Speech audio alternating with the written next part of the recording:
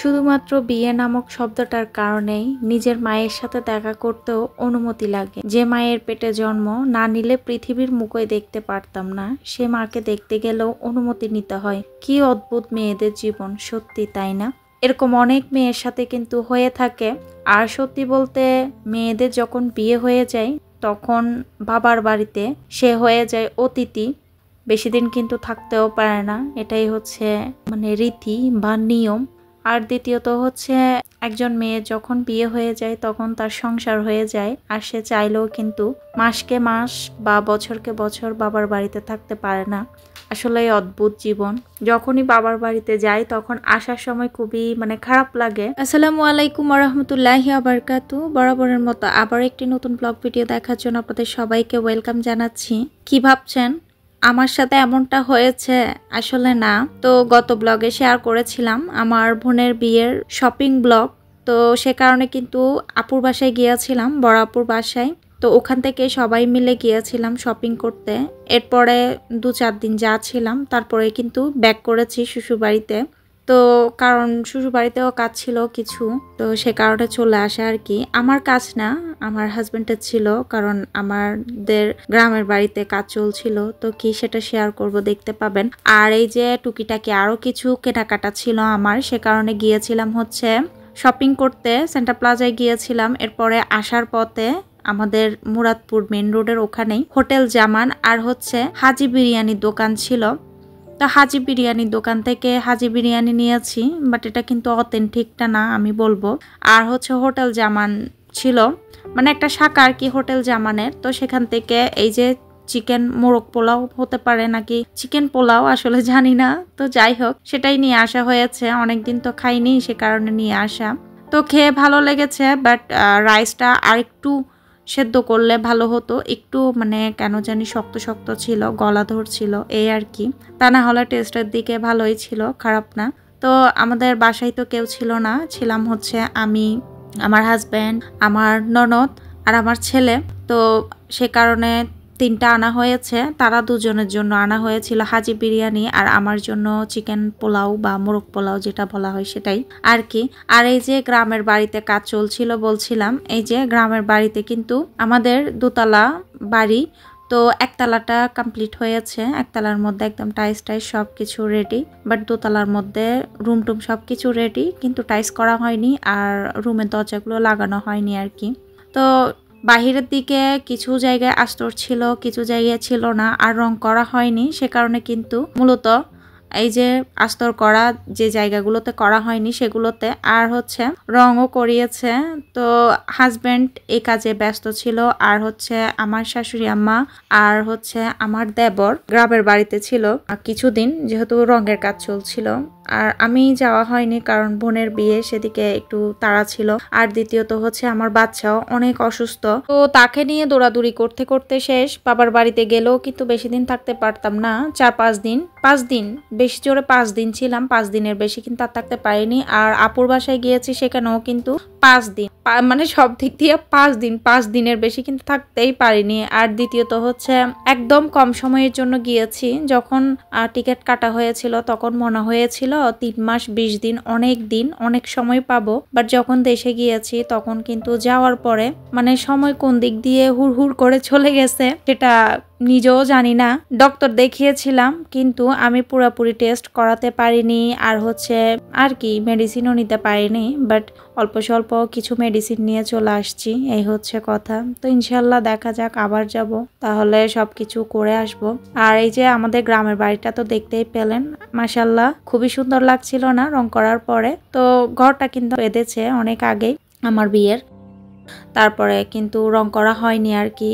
এদিক সেদিক কাজকর্ম করার পরই আমার শ্বশুর কিন্তু অসুস্থ হয়ে পড়েছিল, যার কারণে কিন্তু আর রং টং এগুলো করা হয়নি। তো যেহেতু আমার হাজবেন্ড তো দেশে গিয়েছে, সেহেতু রংটা করিয়ে নিয়েছে। আর টুকিটাকি কিছু কাজ ছিল বাহিরে, আস্তর তাস্তর ছিল না, সেগুলো করিয়ে নেওয়া হয়েছে।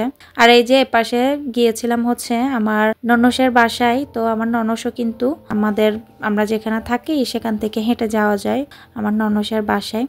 তো সেখানে একটু সময় কাটিয়ে আসলাম আর কি। হাজবেন্ড গিয়েছিল হচ্ছে গ্রামে।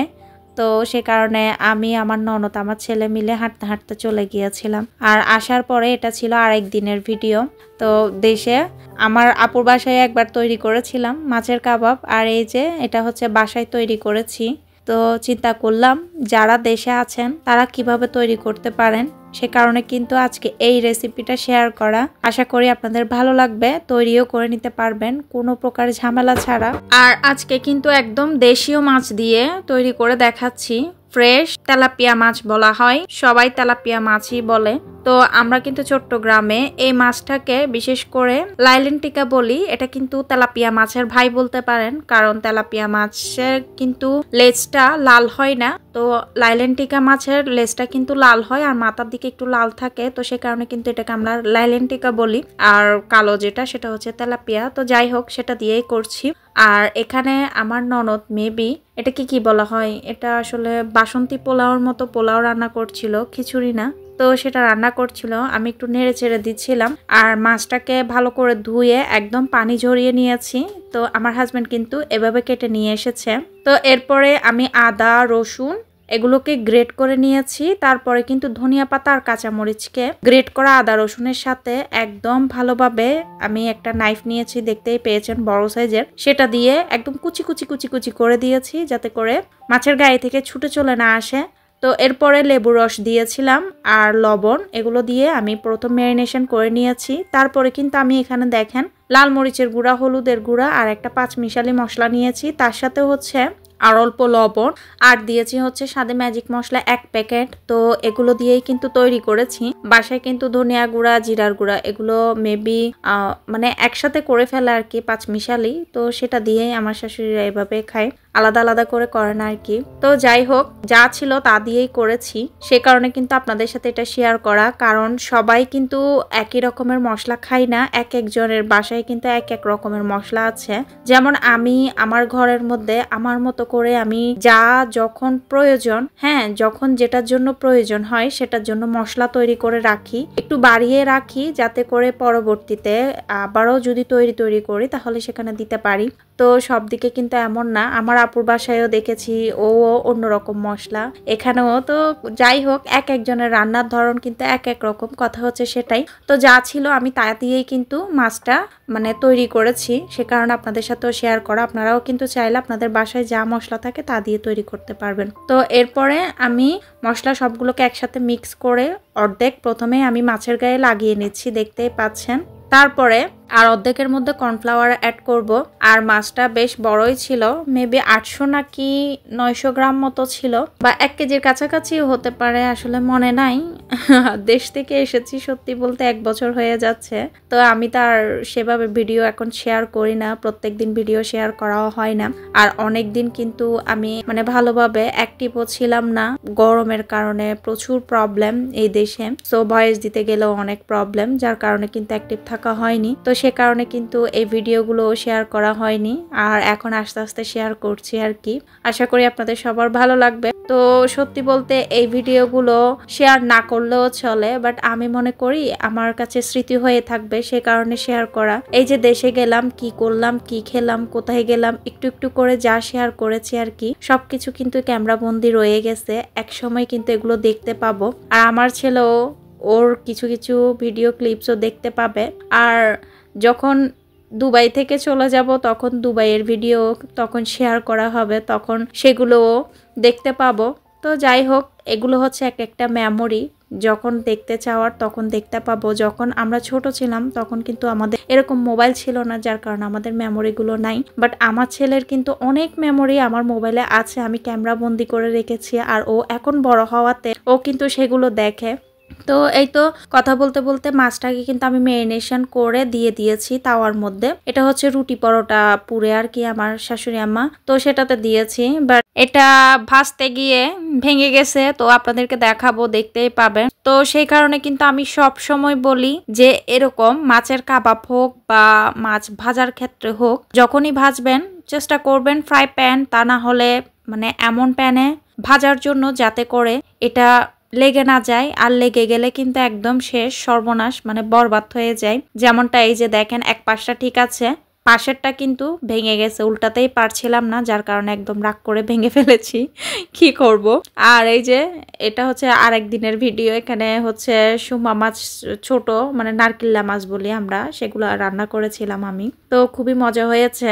আর সত্যি বলতে কিচেনের পাশে না এত আলো আসে না, কারণ হচ্ছে পাশে অন্য একটা বিল্ডিং জাস্ট একটুখানি ফাঁকা, তার মধ্যে দিয়েই কিন্তু আলো আসে। তো যার কারণে কিন্তু এত বেশি মানে কিচেনে আলো নাই। এই যে দেখেন, দেখতেই পাচ্ছেন। তো অন্যান্য রুমগুলো কিন্তু একদম ঠিকঠাক, অনেক আলোকিত। আমার বেডরুমের দিক দিয়েও কিন্তু ব্যালকনি আছে, আমার শাশুড়ি আমার বেডরুমের দিক দিয়েও ব্যালকনি। ড্রয়িং রুমটাও অনেক বড়, জানলা আছে, বাট ড্রয়িং রুমের দিকে আর ব্যালকনি নেই, বাট অনেক বড় আর আলোকিত, তো যার কারণে নেওয়া। আর এই যে এপাশে হচ্ছে আমার ছেলে অসুস্থ ছিল, যার কারণে তার ফুফি দেখতে আসছে। তো মূলত ফুফি বলে না, ও মামনি ডাকে। আর এই যে দেখেন এপাশে হচ্ছিল বৃষ্টি। তো সত্যি অনেক মিস করি বৃষ্টিকে। গত বছর যখন দেশে ছিলাম অনেক বৃষ্টি হয়েছিল। আমাদের দেশে যারা আছে হয়তোবা বৃষ্টিতে বিরক্ত হয়ে যায়, বাট আমরা যারা প্রবাসে আছি এই গরমের দেশগুলোতে বিশেষ করে, তারা কিন্তু বৃষ্টি অনেক মিস করি। তো কথা বলতে বলতে ভিডিও শেষ প্রান্তে চলে এসেছি। সবাইকে অনুরোধ করব ভিডিও ভালো লাগলে চ্যানেলটা সাবস্ক্রাইব করে আমার এই ছোট্ট পরিবারের সদস্য হওয়ার জন্য। আর অবশ্যই সবাই লাইক করতে ভুলবেন না, সেই সাথে প্লিজ কমেন্ট করে জানাবেন আমার ভিডিও আপনাদের সবার কেমন লাগলো। আর এই পাশে আমার ছেলেটা কিন্তু তখন অনেক অসুস্থ ছিল, তো এগুলোও কিন্তু মনে পড়ে। রাত্রে দিনে নিয়ে নিয়ে শুধু দৌড়াইতাম। তো আজকের মতো বিদায় নিচ্ছি। টাটা, আল্লাহ হাফেজ, থ্যাঙ্কস ফর ওয়াচিং।